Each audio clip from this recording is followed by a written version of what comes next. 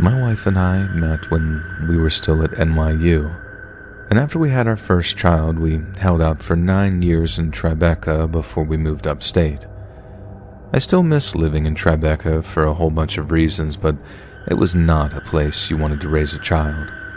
So after checking out a bunch of properties around Rochester and Buffalo, we ended up moving to a small, quiet town in western New York. 2 years into living in our new home, my son was almost 12, and my wife and I had just welcomed our daughter into the world. My son had made his first real friend during the first year of middle school, and as the weather got better and better as the summer approached, he and his new buddy would play outside more and more. His new friend lived just down the street from us, and boy was he a character. He had a very active imagination and would invent all kinds of scenarios and games for them to play. For example, one time he called our house and had me pass along a message to my kid. That message being, aliens had invaded his backyard and he needed my son to come over and help fight them off. My kid knew that he wasn't serious, of course, but he still played along as he begged my permission to head over to his buddy's house so they could save the world. I kind of played along too, told him to destroy the mothership by 7 p.m. at the latest, then off he went to massacre extraterrestrials. So this carries on all summer, with my son getting calls about pirate ships, vampires, or mutant squirrels.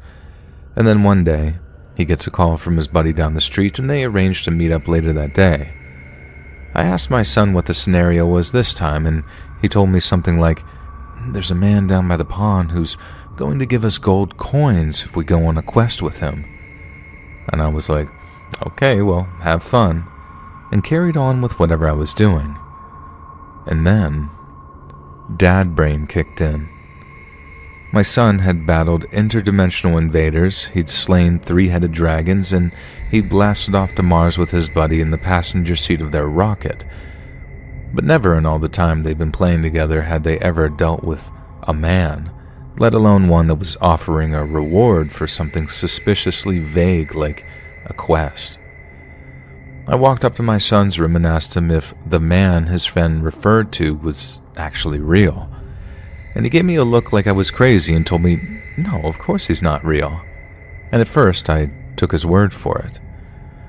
Well, as time ticked by, the old dad brain persisted, so I walked back up to my son's room and asked if he was sure that the man was just made up. He thought about it and told me, I guess so.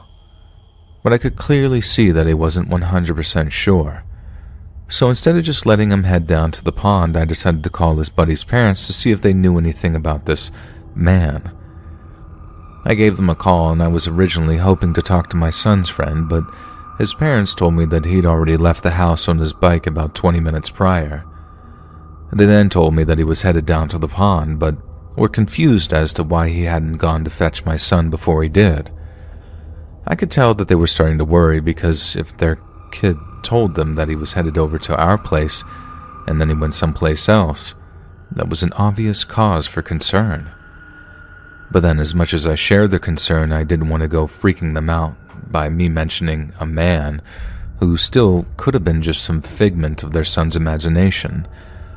I just didn't want to make a whole situation out of something that could have been nothing, but still, I told them that I'd head down to the pond with my son right away, just to make sure everything was fine. They thanked me, we hung up, then I told my kid to put his shoes on because we were headed down to that pond together. And so off we went, and the pond was only 5 or 10 minutes walk from our house, so it didn't take long to get there. But when we did, we couldn't see my kid's buddy anywhere. I figured maybe he rode his bike off someplace else and would be arriving soon because my son and I arrived a little earlier than they'd arranged to meet. My kid was still kind of confused as to why I'd escorted him in the first place, but I told him I just wanted to check the place out a little bit and would wait until his buddy arrived to make sure he wasn't lost or something. And that's what I told him, and what I was really doing was scoping the place out to make sure that there wasn't some kind of diddler hiding in the bushes waiting for the boys. I walked around a little, just talking with my kid and trying not to make him feel over-supervised, even though that's exactly what I felt like I was doing. I've got my head on a swivel, keeping my eye out for any kind of person lurking nearby, but I don't see anyone, so I start to feel a little less paranoid. But then we waited, and we waited, but there was no sign of my kid's buddy, and when I asked if he was normally late, my son said no, and that he was normally early if he didn't stop at our house first. And upon hearing that, the feeling of paranoia started returning, so I asked my kid to take a little walk with me, and that way, maybe we could spot his buddy riding towards us on a bike. My kid is getting really confused at how I was acting, but he doesn't ask questions. He just follows me as I go walking off around the pond. The idea was to get a better look at the area that I had already and make sure that there was no one lurking further away who might swoop in the second I leave. The pond was in this piece of semi-wild parkland, a jungle gym here, some benches there, but mostly lots of wildflowers and bushes and stuff. And I was looking around and over the bushes. My son didn't know what to look for, so his eyes were wandering all over the place, and that's when he spots something familiar that looked like it had been shoved under a bush. It was his buddy's bike, but his buddy was nowhere to be seen. I didn't see what he was looking at, not at first anyway, but then he crouched down and dragged the bike out from the bush with yet another look of confusion on his face. He still had no idea why his buddy might have shoved his bike into a bush like that, or rather, he couldn't quite conceive of why someone else might want to do that.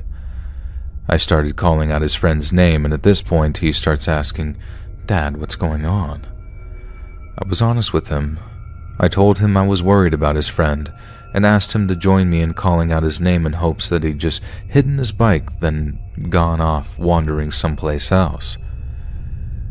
So we're walking along calling out this kid's name when all of a sudden, it was my turn to spot something. It was a shoe, barely visible among some reeds at the side of the pond, and it looked like it had been placed there just recently.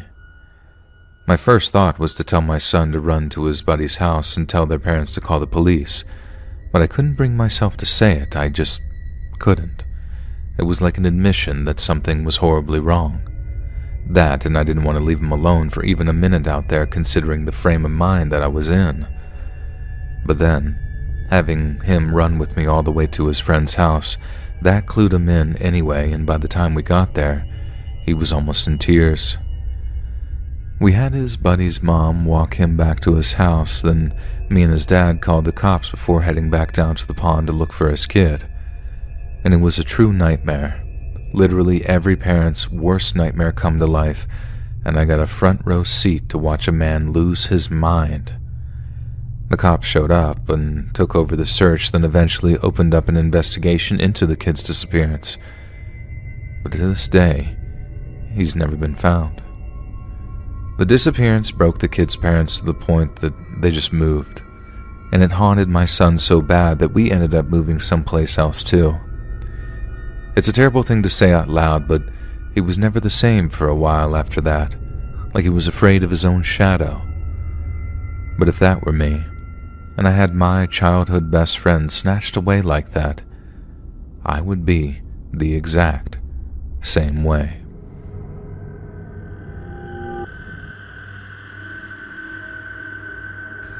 Hey guys, thanks so much for all the support. If you haven't subscribed to the channel yet, please feel free to do so.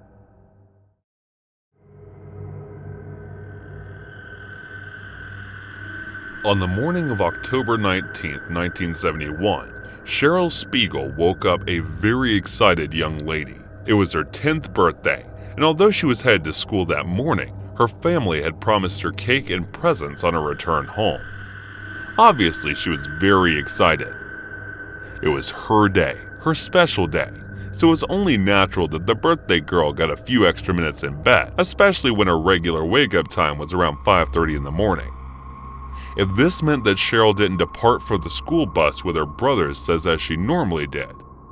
Instead, She left the house at around 6:25 a.m., headed out into the dark, foggy fall morning all alone. It was a walk that should have just taken a few minutes tops, but Cheryl never made it to school that day. In fact, the morning of Cheryl's birthday will be the last time anyone would see her alive in the mysteries surrounding her death, with puzzle professional and amateur detectives alike for years to come.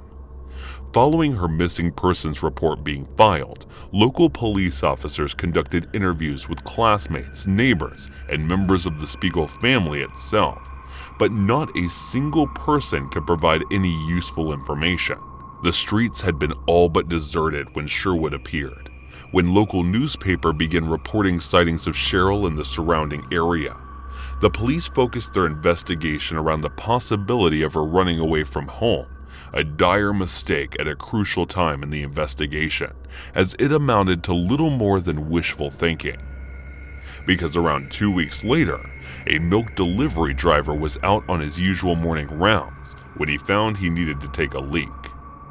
He pulled over to the side of an isolated country road when he noticed an odd grouping of rocks in the creek bed below him.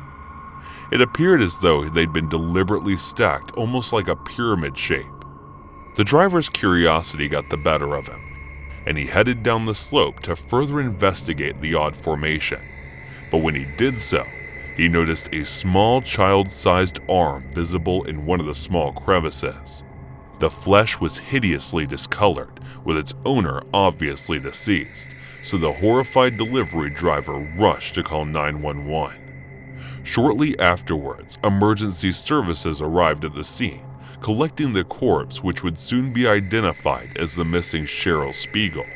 The birthday girl had been stabbed a total of 26 times, with some of the stab wounds so deep that they ran through her completely. However, they didn't appear to have been the result of a knife. Rather, the wounds were small and puncture-like in nature, as if she had been stabbed with a needle-like instrument. She had also been stripped completely nude, but thankfully, there was little evidence of any kind of physical violation having occurred in a horrible twist of fate. It was her older brother's 11th birthday when her father was summoned to identify her body, forcing him to bear witness to the savage, frenzied manner in which she had been killed. Cheryl was buried 2 days after her body was found on November 6, 1971. Her family held a small ceremony for her at Highland Cemetery in Fort Mitchell, Kentucky. And the search for her killer continued with the ever-pervading question: did her birthday play any significance in her abduction, or was it simply a horrible coincidence? Homicide detectives surveyed the surrounding area but didn't find much of interest. The only pertinent location was a gas station, an ATM machine at a bank, and a McDonald's had stayed open until 5 a.m. Aside from those late-night businesses, there were no reasons to be in the area at such a time. But canvassing the area came up with 4 major persons of interest, all of which were spoken to by police. The first was a man who lived across the street from the Spiegel house. According to more than one witness statement, this man would sometimes sit on the porch or in his car and watch the children, not in a wholesome way either. People say that there was something to this man's stare, something chilling in the years following Cheryl's murder. His concerning behavior continued to make his neighbors uncomfortable, even if he was eventually cleared of suspicion. Although he refused to take a polygraph test, which was highly suspicious, it turned out that he had an airtight alibi, as he had been working as a day laborer for a company in nearby Cincinnati. The second person of interest was another of Cheryl's neighbors, a drug-addicted member of a local car theft ring. He had served prison time, had a history of violence. Some was known to be extremely volatile. His alibi for the morning of Cheryl's disappearance was flimsy at best, and he openly admitted to having seen her walk to the bus stop, making him the last person to see her alive. However, he was open to taking a polygraph test, and he actually passed it, despite several people in the street saying they were terrified of him. The third person of interest was obviously the person who claimed to have found the body, the milk delivery driver. This man lived several counties away from the milk company, but he would end his route each day on the road where Cheryl's body was discovered. This daily proximity to her and her family would have given him ample opportunity to plan a successful kidnapping. However, there was no other evidence of his guilt. The man passed a polygraph test and was said to be emotionally devastated by the accusation. Not long after, the police ruled him out. The fourth and final person of interest was a small business owner from the same town. This man was not initially on the police radar as being involved in Cheryl's murder, but several years after, he was charged with assaulting young girls, pleading guilty in a court of law.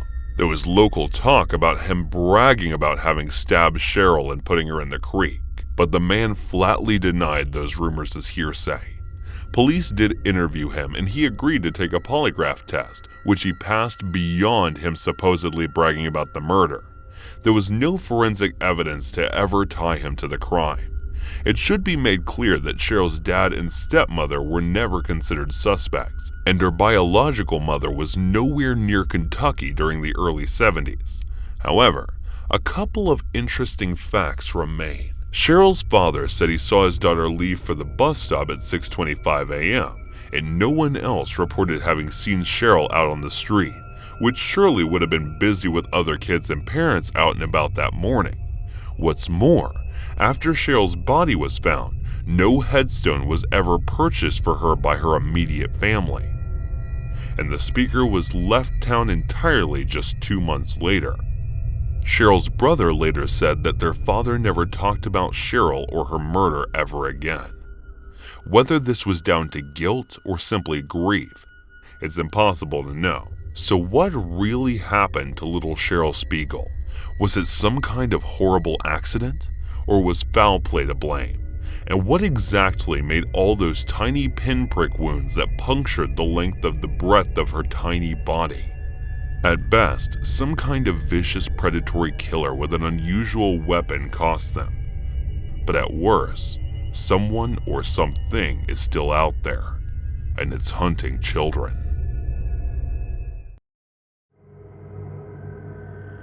I was abducted at the age of 8 by a sadist man named Luca, and I've been living as his sex and torture slave since then.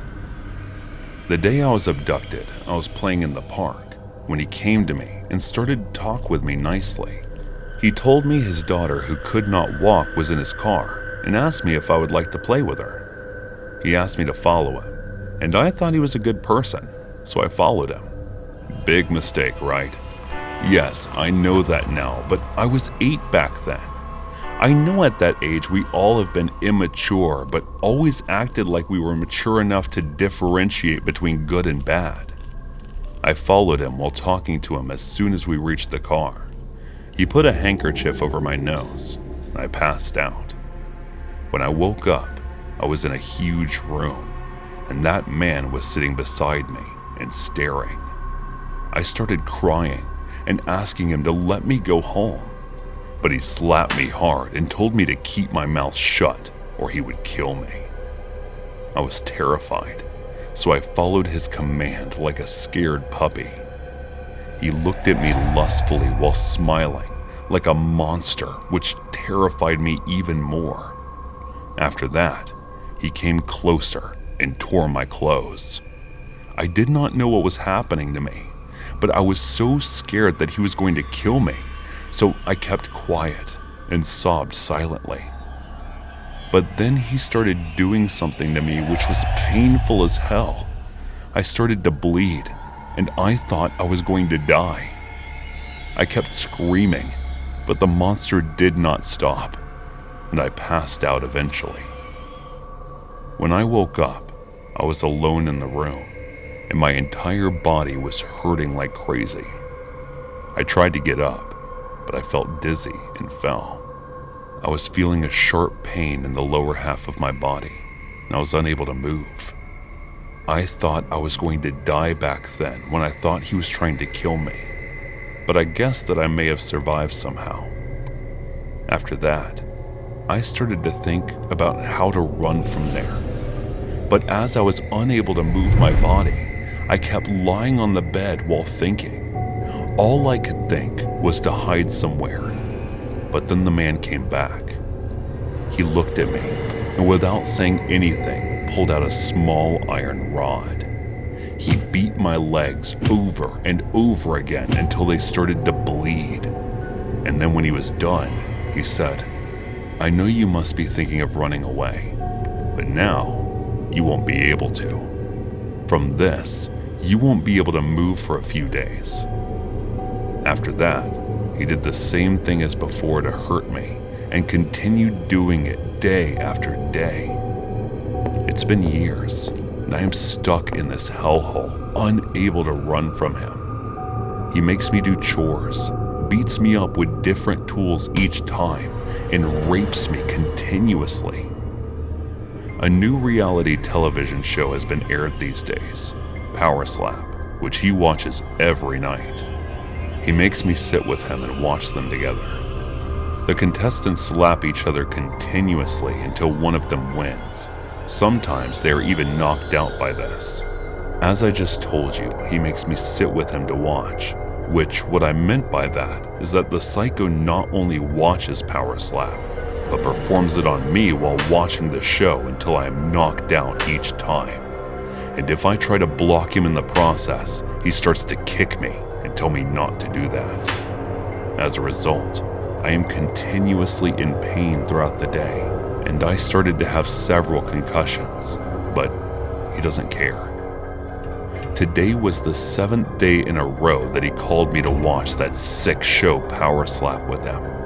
I was trembling the entire time sitting there while he kept hitting me. With the last slap, I was knocked out unconscious, and then I woke up while he was standing over me with a packet in his hands, staring at my belly annoyingly. He handed me the thing and left after telling me what to do. It was a pregnancy test. I was supposed to pee on it, and if 2 pink lines were to show in there, I was to immediately tell him about it. I figured 2 pink lines mean pregnancy. I was hoping for it to be negative while taking it because I did not want my child to suffer the same fate as me. But my prayers went into vain when another pink line got visible after the one. I started to panic. If I were to tell him, he would take the child away from me and go through these things with the child as well. I was called by him and figured that it was time for Power Slap. I had decided what to do and how to save my child from suffering the same fate as me. So I quietly went there and I was walking, and I saw his back. He was sitting on the sofa watching the show. I moved there without making a noise and stood behind him. As he was about to turn, I slapped him in the back of the neck with a knife that I brought from the kitchen. His eyes popped out in vain, and he died while looking straight into my eyes. I never knew it was this easy to get rid of him. If I knew, I would have done this earlier, but I guess I wasn't brave enough. Thank God that this pregnancy changed me in a good way, enough to remove all the problems away from my future child's life. I turned my head toward the television. The Power Slap's 8th episode was streaming. I sat next to his dead body, turned his face toward the television, and said, "You should see the final episode to find out who won."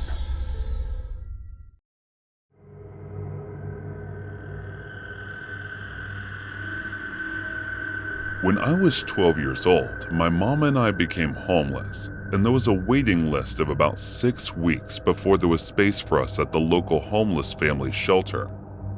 Thankfully, though, we were able to stay with a really good family friend of ours for the 6 weeks, which has a bed set. Communal living with shared bathroom kitchens and laundry facilities, I was really happy with this arrangement. As Jay the family friend was fun, young, and pretty, and she spoiled me rotten, getting me things to do and giving me lots of time and attention in between going to work. She also had a lot of different people going in and out of her rooms at all times of the day and night, as it was what some people might call a party house. Most of the people living at the bed set were awesome.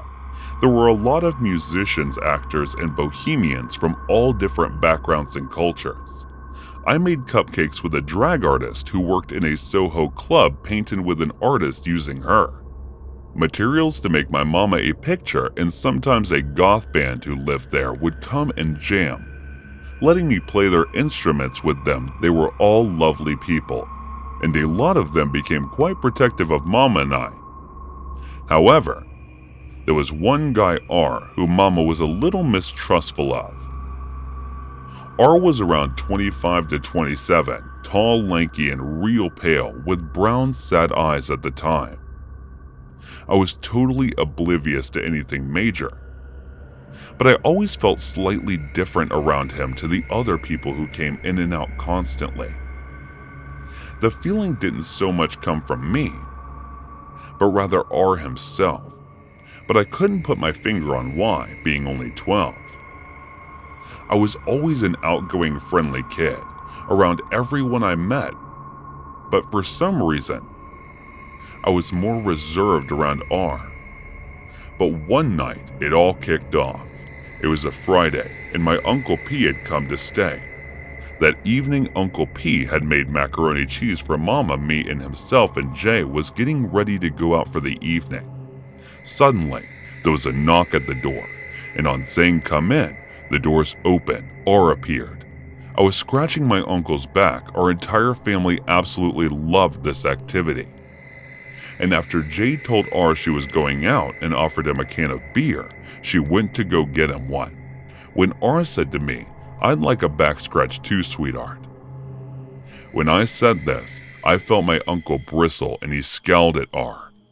And there was an awkward silence that my uncle got up to get himself a can of cider.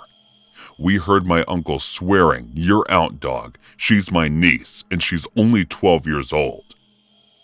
Jay hurried into the kitchenette to try and calm things down, but the next thing I knew, R had run out of the bed set really quickly, and my Uncle P came back into the living room with Jay close behind him, looking vexed.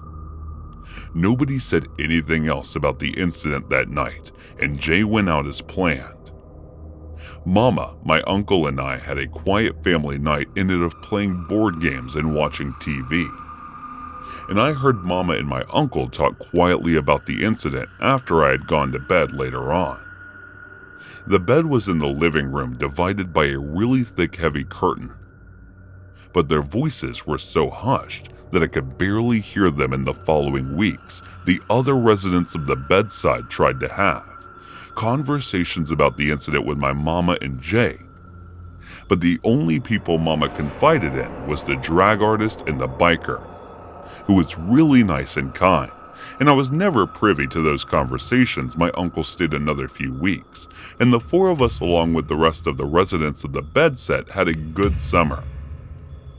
I heard that R got nicked for drug possession, and I personally never saw him again after that night. The other residents talked about him, probably having to move out because he fiddled their landlord out of rent, and after 6 weeks, Mama and I moved into the homeless family shelter.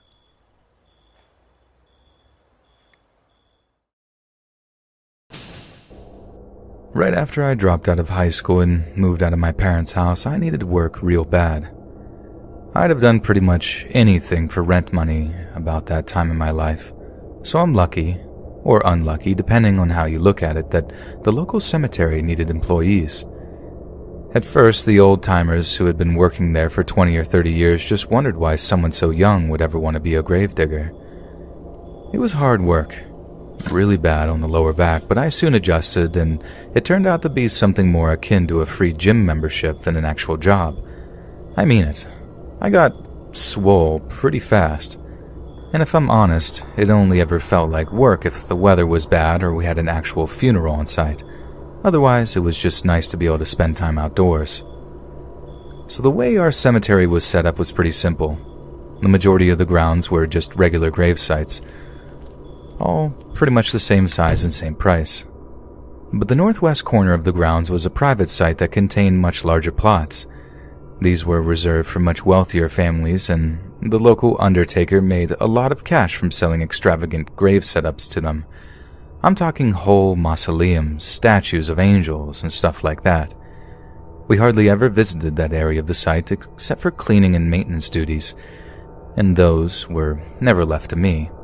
I didn't take it personally, but the older guys just didn't trust me with all the cleaning chemicals and whatnot that kept the marble and brass fixtures looking fresh, which is why it was so weird when I got a call one of my days off, asking me if I'd been up to that area recently.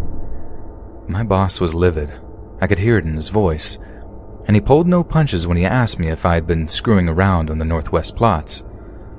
Of course, I told him no, that the last time I'd been up there was to watch one of the old-timers using the marble cleaning chemical as part of my training, and that had been months back. He sighed, seemed confused and confounded, so I asked him what exactly the issue was. He replied that it could wait until the next time I was at work. I was worried, sure, but I was pretty sure that I hadn't done anything wrong, not deliberately anyway, and especially nothing that involved the northwest plots. A couple of days later, when I rolled into work, the atmosphere was incredibly tense. I knew something fairly serious had happened. All I knew is that I wouldn't have to badger anyone to find out why. The boss man walked me out to the northwest plot, silent the whole way, and I knew better than to open my mouth until I found out exactly what was going on. There was already a worker up in the plot, tending to one of the graves, and that's when my boss told me that if I had been hanging around the area, maybe during my lunch break, eating a few snacks among the opulent grave sites, now would be the time to tell him. I swear to God that I hadn't, that I knew better than to eat stuff near the graves, as I'd been well informed it attracts wild animals that can in turn do damage to some of the resting places. And that's when he broke it down for me. Something had tried to dig up one of the freshly dug graves out in the northwest plots. He said something in particular, not someone, because we each had enough experience to recognize when a grave had been dug up by tools or by hand, or, in this case, by claw. It was rough around the edges, obvious claw marks in the dirt as opposed to the straight lines carved out by a shovel. This was something in an emergency, I mean, for obvious sanitary reasons, but for sentimental reasons too. If local families discovered that wild animals were trying to dig up their deceased relatives, there would be an uproar. Something had to be done, and quickly. A meeting was called among the gravediggers in attendance. As far as we knew, the mysterious digging had been taking place overnight and was most likely undertaken by some kind of scavenger animal, a coyote, black bear, maybe even an escaped dog. The solution was obvious. Night watchmen would have to be present in the cemetery every night until the situation was resolved. And guess who was voluntold to be the night watchman for the first full week? You guessed it. The young guy. The new guy. Me. The only thing that made the proposal even vaguely attractive was the fact that anyone doing the night work would be paid double the regular rate, and I could definitely have done with the extra cash. First night of being on watch really sucked. All I had for company was a flask of strong coffee and a .22 pellet gun loaned to me by one of the other workers to take down any varmints. It was long, boring, and lonely, but once I adjusted my sleeping pattern, it got a little easier. Then, on the second to last night of my watchman duties, I was on a little foot patrol walking towards the northwest plot with a flashlight in my hand. And that's when I saw it. A flurry of frantic limbs digging at the earth.